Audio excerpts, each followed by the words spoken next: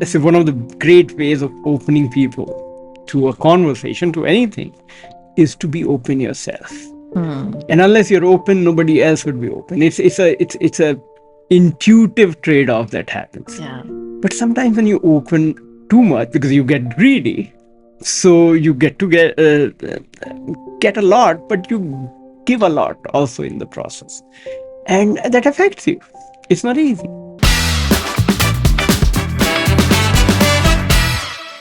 Welcome to another episode of Unbox with Tunvey, a show where we try to understand, unravel, and unbox human behavior through conversations with people who've made some unconventional choices and are committed to living up to their highest potential. Today, I have with me someone who's a journalist by profession, an artist by hobby, and ever curious, a TED speaker, an author, but I think more than anything else, just curious about life and people. Please welcome Mihir Shrivastva. Such a pleasure. Thank you so much, Mihir, for being on the show. Every time I've spoken to you, I've learned more about myself than any other conversation. So I'm very, very excited that you've agreed to come on because it's good for me. So tell me, in all of your years of meeting people, interviewing them, you were with India Today, Tehelka, interacting with people, what was the thing that struck out most to you? Like, what human trait uh, did you find interesting or shocking even? Well, first of all, like you said, I reflect, so I like to look at myself as a mirror. So when you sort of reflect images, you also consume those in some measure, internalize, and which is a very nice experience. And I'd be very frank to you, nothing really shocks you because you tend to understand that human existence is so diverse.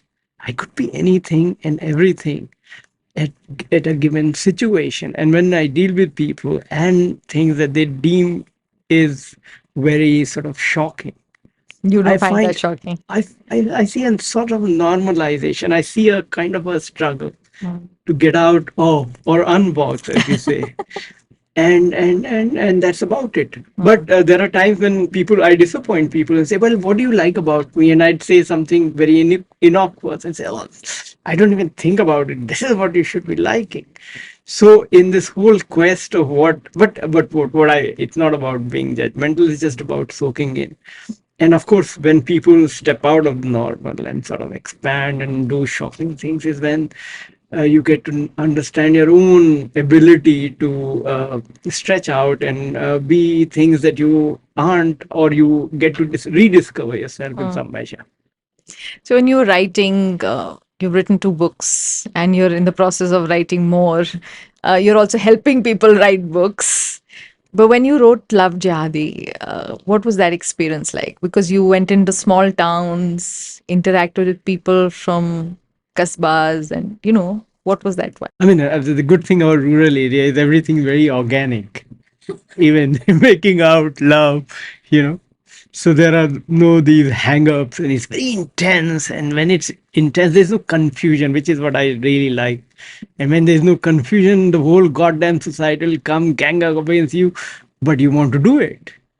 And that's what I loved about covering these, sort of inter-religion love affairs. And they in their head were so sure about it. There was no confusion, there was no second thought, and so they put their lives to risk to be together. And then you have this whole paraphernalia of views and opinions and religion and caste and creed and politics, and that's when you start to decipher it. And there is obviously a tendency, more so in rural areas, where other feel privileged to decide about you. And what I liked about doing this book was that there were some significant people who took a stand and stood by it, what may come. What you're basically saying is that people who stood up to what they believed in and, with no sort of fear about the consequences. So maybe they had fear, but they were willing to face up to it anyway. I mean, love has a dope quality to it. Yeah, you get high on love. And when you get high, everything else ceases to exist. It brings in that focus. They're not just brave, it doesn't exist. Fear doesn't exist. You're so High. intertwined to an idea, to a person, to this idea of being with a person, that fear, everything is immaterial. So you don't have the mind space to be afraid or feel the fear. So I think that's You're living beautiful. in a different planet at that point, and everything is, well, you have to do what you have to do, or you must do what you need to do. And in fact, it all adds to the thrill. I think that's what love is all about. I remember having these conversations with friends who said, "ये love शव कुछ नहीं होता है, सब किताबों में होता है, या पिक्चरों की चीजें हैं, these are things just for movies and books." And I'm like, but those movies and books have also been made on somebody's emotion. So by default, these emotions exist, and there are people who uh, maybe very unromantic people want to say love doesn't exist, but it does, because so many poets and writers and authors and filmmakers have dedicated their life to this one subject. Yes, yes. It cannot be. It cannot be a myth. I mean, I do agree that love doesn't extend over a long period of time. That's a debate for another day. Yeah. But yeah, please tell me more. Yeah, but when it is for whatever time you spend, it is very powerful emotion and makes you do all kinds of things which in logical realm it calls stupidity. Yeah, but like you said, it is so beautiful. Yes, so beautiful to fall in love and rise. Any interesting story that stands out in your mind from your writing of the book those days? Something that sort of stands out in your memory? About love jihad or Yeah, in yeah. general? Oh, yeah. So there was this woman called Shalu who was a Hindu girl who used to teach English in a madrasa. Wow. And I think there is no greater tribute to the syncretic culture of India than to have a Hindu girl teaching uh, English in a madrasa, in a village madrasa, which means they teach four languages. Many public schools can't stand up to that kind of a standard: Hindi, English, Arabic, and Persian. And that's incredible. Oh no, Urdu also somewhere. Ah, correct. I No, was just going to say. Arabic and Urdu. I don't think they teach Persian. And she fell in love with one of the Muslim young man who would deliver paneer The madrasa. to madrasa. So they feed paneer also, which is very nice to kids. And then there was no confusion as we discussed, and the hell broke loose. But they just stick to each other, and it was the girl's family who did all sorts of atrocities. And finally, her grandmother, one in the middle of the night, one day said, get out Just or run they'll kill away. you. Just run away. So she ran some 10 kilometers, which I did walking just to understand. And in the Which distance it he was. was in the middle of the night, and she reached a Mahila Thana where she stayed for a year. And finally, she was produced before the High Court, where she said, the guy who's been accused of one of many who gang raped me is actually my husband. And then she proved that she is 18 plus. And the High Court, Allahabad High Court, asked the local police who were then gunning for her to ensure that she's safely delivered to her husband. And that's how it ended.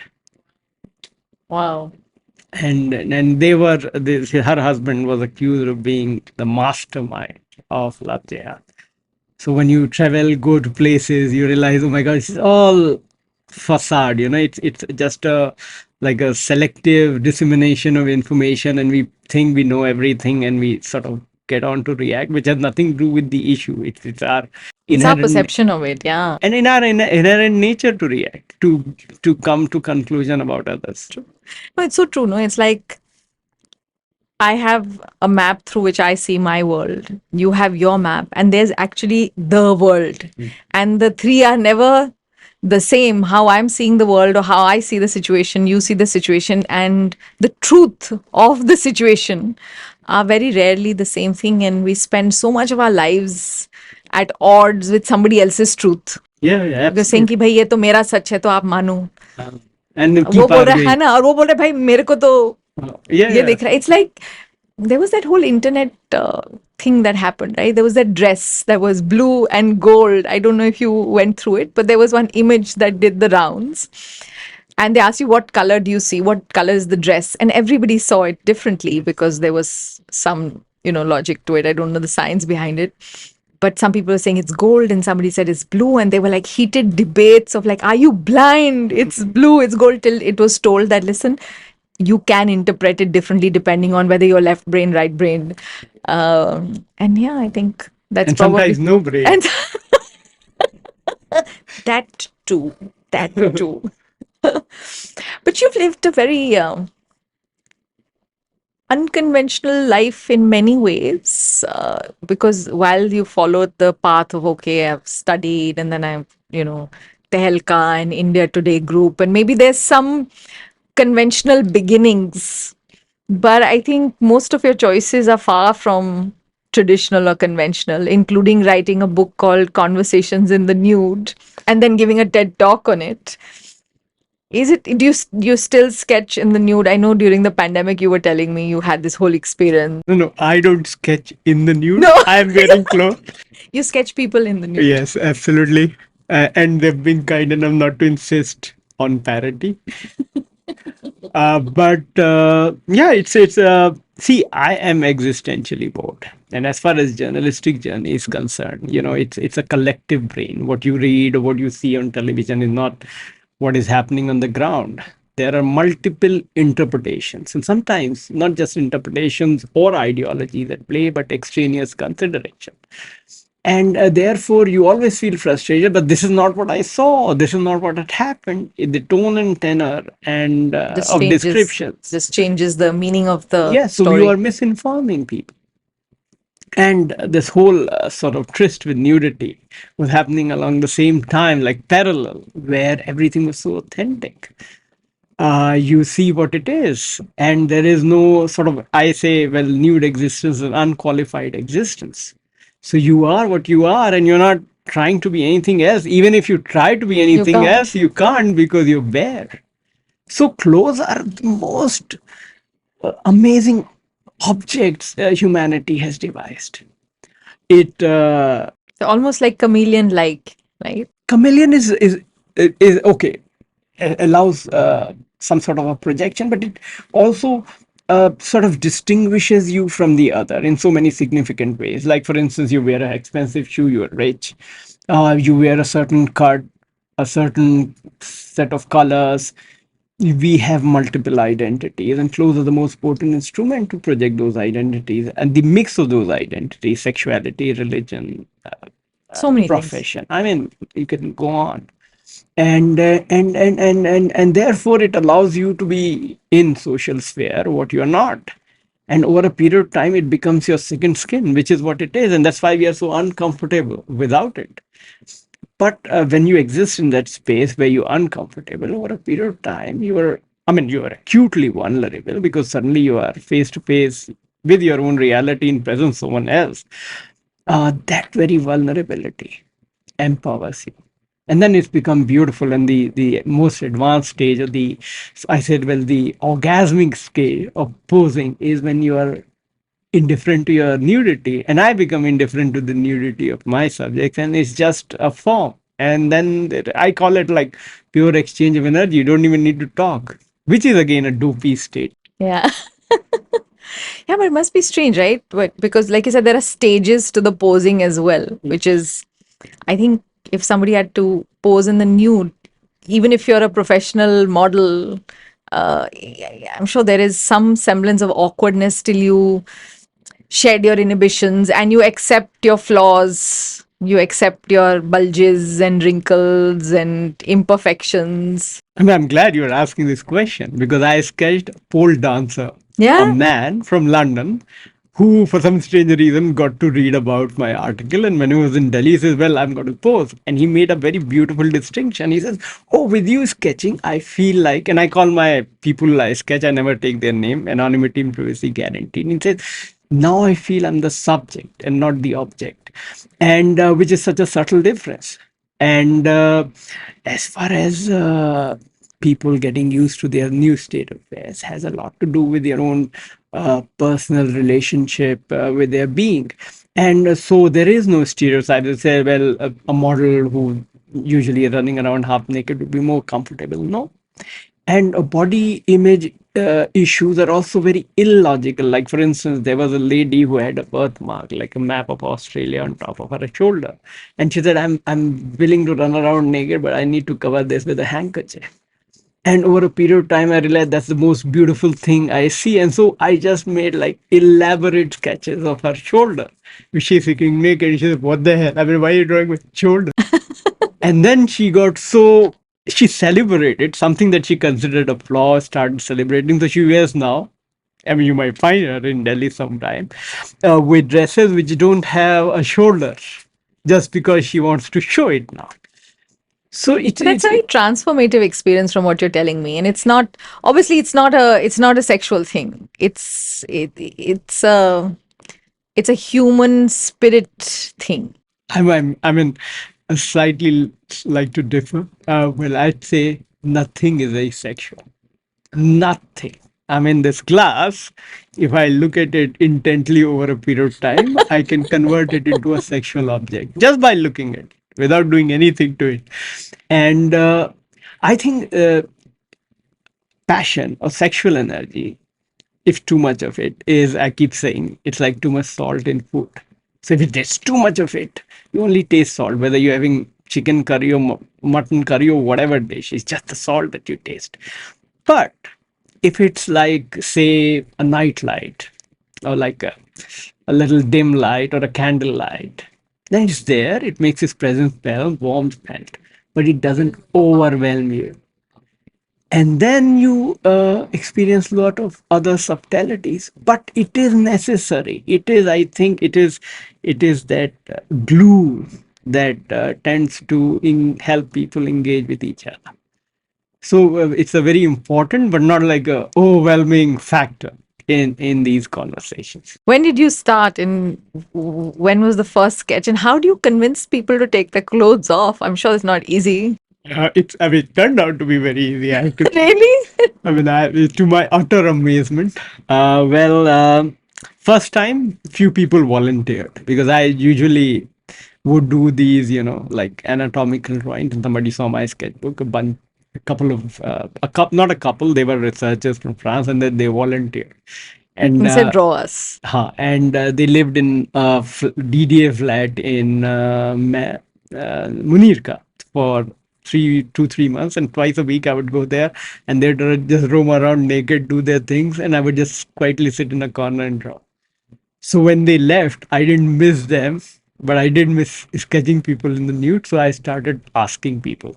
So initially, first 10 people were people I knew very well, and all of them obliged over the next 3 years. I mean, some agreed, like, okay, you can do it, but some took longer. And then over a period of time, I don't even ask people to pose. I just explain them what it is. And then some point in time, somebody will call up and say, Array, I'm I ready. thought about it. Let's do it. So I never ask. I mean, and thanks to the book and the article I wrote in 2011, making my private hobby public, is when I started. So I didn't had to. Sometimes I'd say, well, this is what I do also. So I like, why are you sending me this? I mean, for all the obvious reasons. It's okay. Let me think. So, and in terms of response, there are three possible response: yes, no, Hell no. maybe. Oh, maybe. So yes is always not yes. So it's yes is not a very good response, because half of the time people turn up and say, "Oh, bhai saab, just draw the upper half."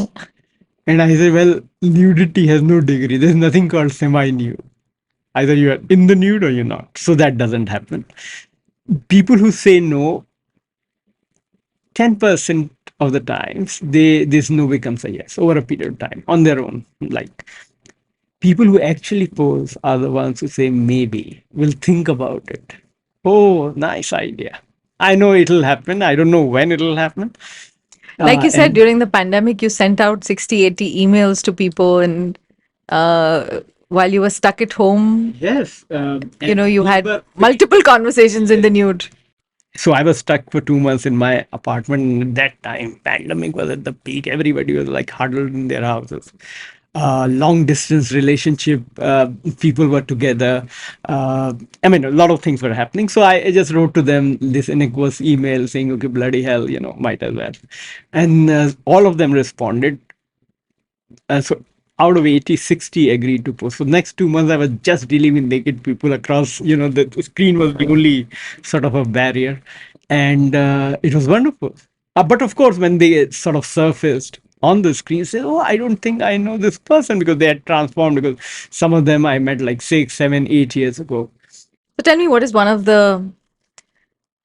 one human trait that you have learned dealing with people in nude? Nothing is human. Everything is divine. Divineness is what I seek. See, the whole idea of this tryst is that let's get out of this whole sort of conditioned human existence. Is that what prompted you to start Vyakti, which, you're the co-founder and editor-in-chief of Vyakti? Tell me a little bit about that. And is this need to find human stories what got Vyakti started? Yes, absolutely. I mean, it's a conversation in the nude with clothes on. With clothes on. Yeah, I mean, at the end of it all, I mean, it's not mandatory. It's also, pushing bound. Because sometimes you can be very nice to people in a way that it just dissolves those boundaries, and you experience people in Truest substantial, spirit, yeah, to truest spirit of form. and then be inspired enough, in this case, to write instead of drawing. And so the process is more or less the same. The outcomes are different, and so it's the same person to person engagement, because like I told you in our conversation before the interview, that I'm existentially bored. I need reinforcements all the Yeah, time. you're telling me I'm perennially bored. I need people. Yeah, absolutely, all the time. And then I sort of delve deep into people and realize, this is also a way of existing. And So, in terms of Vyakti, what do you see, or where do you see its future? It's an e-magazine?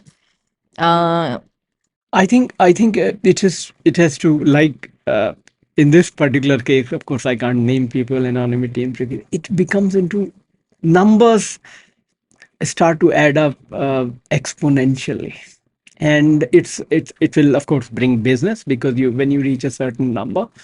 And I know that people have a need to refer to others to make sense. It's not just a need, uh, sort of limited to me. People have need. That's why Instagram and Facebook and all these social networking sites do well, because we need to refer to others to make sense of our own life. But here is a sort of a very experiential way of doing it. And as more and more people join in, I feel that it will expand and grow. And I just don't want to be the only person doing it. I want so many people to, you know write about others and get to no, but understand. I really do enjoy reading the articles on the Vyakti website because they're not your usual propaganda pieces that you see on so many other e-platforms or e-magazines where it's a PR piece. पैदा हुए फिर उन्होंने ये किया and you could read 5 articles and you can't differentiate between the 5 because they all say the same thing, and I think that's something that's very unique about Vyakti, that the kind of profiles you've written on people, they may have had 10 articles written about them in the past, but this one has a bit of you, a bit of them, a bit of life and perspective, and it's very beautifully put together. Yeah, I mean, that's what the whole idea is. So you experience people. One way, of course, there are certain attributes which describe them and sort of fix them into social roadmap.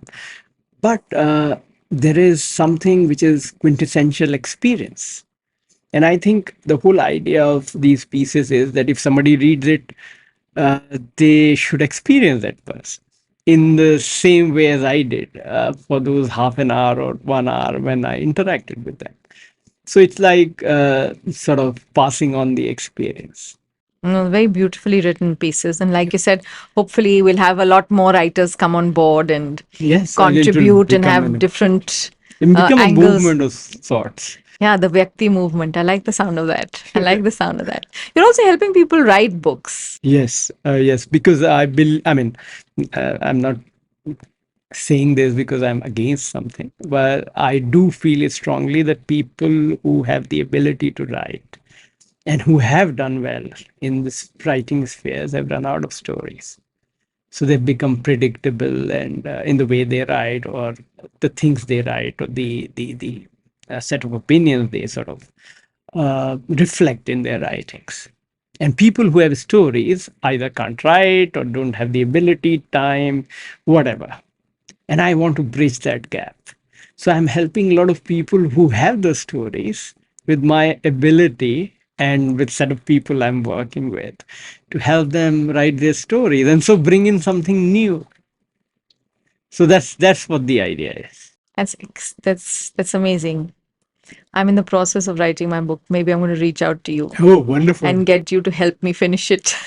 I've been stuck at the halfway point for a while now. Oh, probably stop it here. We'll do a book, and then you can come up with the part two sometime later. Done, done. I shall take you up on that offer. You also say that traveling for you is serious business. What do you mean by that?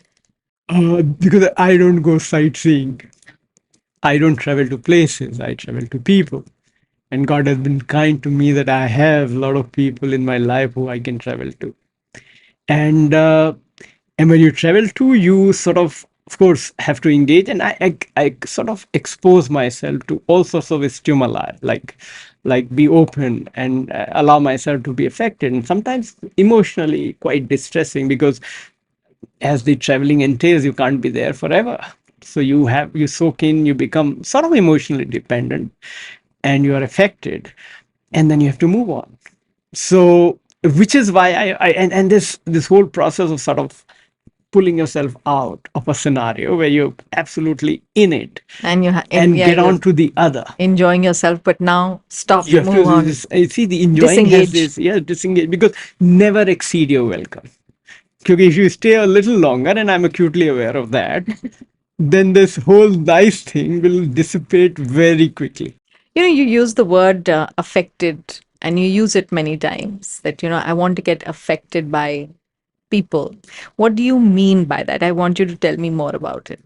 See, being affected is is to, I mean, if I say one of the great ways of opening people to a conversation, to anything, is to be open yourself. And unless you're open, nobody else would be open. It's a intuitive trade-off that happens.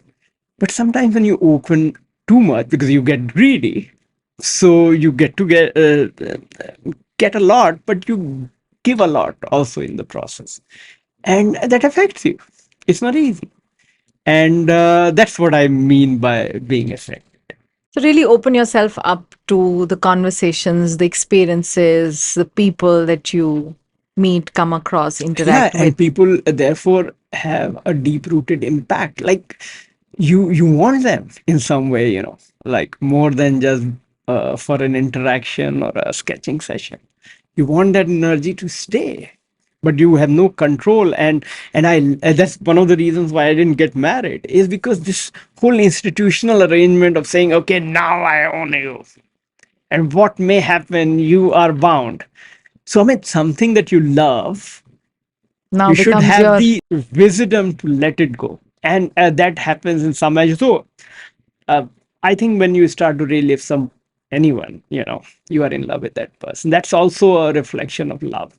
So I have like multiple breakups on a weekly basis, and that's what I mean by like being affected. Yeah, saying that, I had a great conversation. There's a great energy exchange. I enjoyed that moment, and now I will break up and move away. Yes, So that's your breakup for the week. yes. So, But does it get lonely? oh yes, and it has to get lonely for these interactions to happen. To mean something. Yes, lonely is a beautiful phase where you get to know yourself without the context of other. And when you delve deeply into your own state of being lonely, you realize that you are seeking something that you actually don't know what you're seeking. It's just a thing, And then I think loneliness sometimes sort of translates into this boredom that I talk about, and I think that's where all the creativity lies. Yeah, because then there is the need to Summon figure something people, out. summon people you miss. So what I do is I sketch them, or probably write about them, or write a letter to them and never send it. And I think this state of being lonely or bored or being alone, or some a state where you have to deal with your own self but you want to distract yourself away, is seed to all kind of creativity in my life. And I want this to periodically visit me, every now and then. So that you can be at your creative best every now Yes, and then. yes. Wow. And take the necessary trouble of engaging, because it's not easy to ask people to pose naked. It's not, I mean, it's awkward. And I think of it and I say, oh my God, what the hell do you do? Glad you don't make a living out of it. But Yeah, it's a hobby for you. it's a hobby and no exchange of money takes place, which is what I'm glad about. But I imagine, oh, bhai, aaj kisko kapde utarwao. But that's not what it is, really. Yeah, it is. That's not what it is. It's But about initially I have to be, I mean, since we're talking about nudity, I can't have filters on my own. Initially, I did feel, I mean, like for first 5 years, there was this sadistic pleasure of having convinced somebody to strip. That was there. But then, well, subsequently, everything became so nuanced. Nudity then became a process. It was not the end. It was means to an end. It was like a ticket to enter into the space that I call private space for public nudity. yeah, and almost authentic interactions, authentic conversations Yes. with no filters, no facade, I mean, no that's what pretense. that's what the book is called, Conversations in the Nude. Because people, when naked, would end up talking about things that they won't talk otherwise. And usually people talked about their partners, sexuality, uh, crimes they have committed. Like one young sadhu said, well, I'm not a sadhu. I'm actually an ex-conda because I happen to, by accident, he claims, to have killed one of his cousins. So he's on the run and he's And become a become a sadhu in sadhu. Haridwar. So things like these, yes. So people talk up because They now, shouldn't be called conversations in the nude. You probably should call it confessions in the nude. yeah, conversations and nude are usually confessional. Got it. Got it. One of the things I've been wanting to ask you is what's the one human quality or trait that you value the most? The ability to get out of your confines, because a lot of beautiful things happen, When you unbox yourself. yes, outside the comfort zone. So if you remain in control, which people claim to be, which is basically that you confine yourself in that comfort zone, whatever you've created for yourself. So that comfort zone might be very taxing, very painful. Yet you say, I'm strong because I will remain in it, is what makes you not experience a lot of beautiful things. And I think that ability, some people have it beautifully. They They're just able to step, push boundaries all the yeah, time. they just step out. And I think that's the most beautiful, and that's the quality you need to make to be in love, because being in love is also not being in love with your own self. It is an external thing which has a very sort of deep rooted internal implication. See, you need it's like you need light in a dark room, but it's your room, it's your space, but light is external.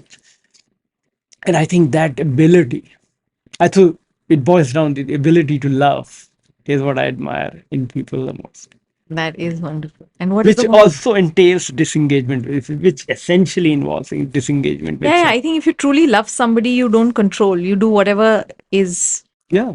whatever makes them happy, even if it makes you uncomfortable and pushes you out of your comfort zone. Yeah. Yeah. I think that Sometimes yes, but if somebody is in truly love, and like I said, well, I don't claim that I'm in truly love with people I interact with, but if you're truly in love, then you see the discomfort in others, and sometimes a true love involves backing out. You also understand that you're a bad news. yeah, yeah. So yeah, in that sense. कितने quotations भी तो बने हैं ना, है ना? ये क्या, what you let a bird go, if it comes back it was yours, if it didn't it was never yours to begin with, Well, right? I don't agree with the other part. It was mine till it was Till it was not not mine. mine. Yes. What's the one thing that saddens you? Like when you look around and you see human behavior that you feel is just, it makes you sad. Stiff necks. Hmm. Stiff necks in the sense that there's a whole lot of life behind them, but they won't turn around. And it's so sad. It's so sad simply because they don't make that subtle little effort or adjustment. It's not that they're not wanting to make that effort. It's just that they don't turn their head around and see what's on the other side. There's a whole lot waiting. So what saddens me is people with blinders, like, Just refusing to see what's around them. yeah, it's just because they're so consumed in the way they see things. I think that's the beginning of so much of conflict as well. The minute Yes. you're able to look at things from different perspectives, it really does create empathy, it creates understanding, and it creates, I think, more peace generally around. Absolutely. Peace in your head and peace around you. Yeah, I think peace in your head is where it has to begin Yeah. before the peace can be around us. Yeah, absolutely. That's where it all starts. And that's where it all ends also. That's true. But I think it's just so wonderful speaking to you, because every time I speak to you, like I said, you're open and there's, you're affected. I learn, I evolve. Thank you so much for being with us on Unbox. Yeah. And before we end, I'll just say that you are one of the most transparent persons I know. Even if you don't want to, you are. And that's a great quality for a conversation. That's why I feel that Unbox with Tanvi is going to go long distance. Thank you so much. Thank you so much. Yeah. I can't put up pretenses, and I think it shows on my face whatever's happening. Yeah, absolutely. It's not an effort. It's just the way it is, and maybe Yes. it's a blessing from God. I think I look at it like that. Probably some people might not like my transparency, but I'm grateful for it. Thank you so much, Mihir, for having this chat with us and being on Unbox. Thank you Yes, so much. absolutely a pleasure. That's it on this episode. We'll see you on another episode of Unbox.